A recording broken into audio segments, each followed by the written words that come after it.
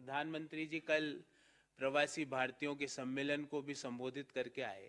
शायद ये डाटा उनको नहीं पता होगा, क्योंकि उनके जो भाषण के राइटर्स हैं उनको कहाँ इतना समय है कि वो ये सब देखे।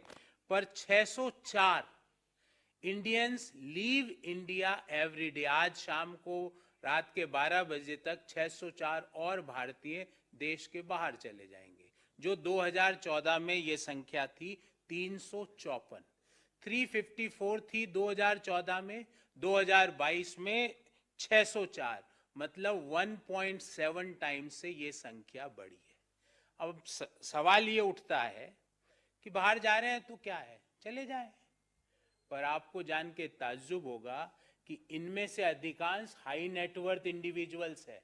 7,000 लोग ऐसे हैं जिनकी सालाना आय 8 करोड़ रुपए से ज्यादा है। 7,000 people are those whose annual income is more than 8 crore as per the government declared returns।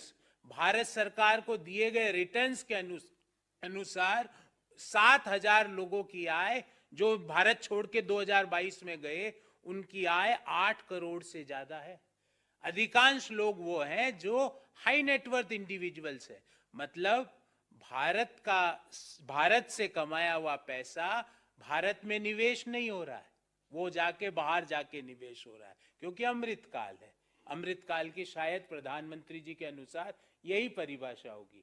प्रधानमंत्री जी ने कहा था अच्छे दिन आएंगे, आए, पर भारतीयों के भारत के बाहर आए, भारतीयों के हिंदुस्तान के अंदर नहीं आए।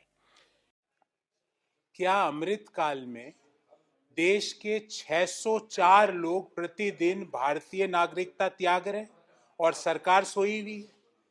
2014 में 354 लोग प्रतिदिन भारतीय नागरिकता त्यागते थे, जो 2022 में बढ़ के 604 हो गए, मतलब 1.7 टाइम्स इंक्रीज हो गया।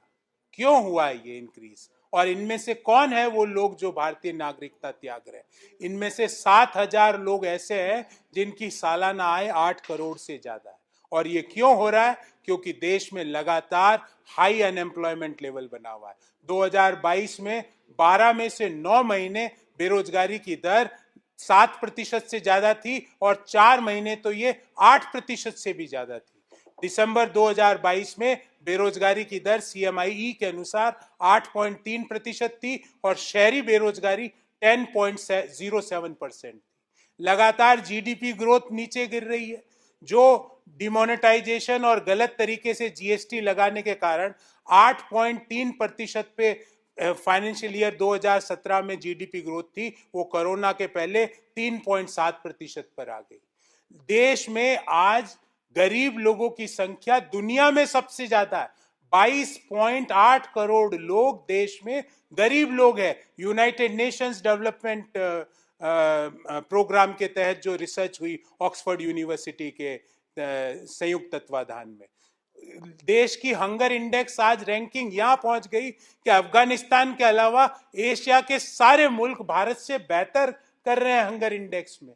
देश में जेंडर गैप इंडेक्स में 146 देशों में हमारा स्थान 135वां है। मीडिया की फ्रीडम ऑफ प्रेस इंडेक्स में आज ये बताया जा रहा है कि मीडिया के लिए भारत एक डेंजरस कंट्री है।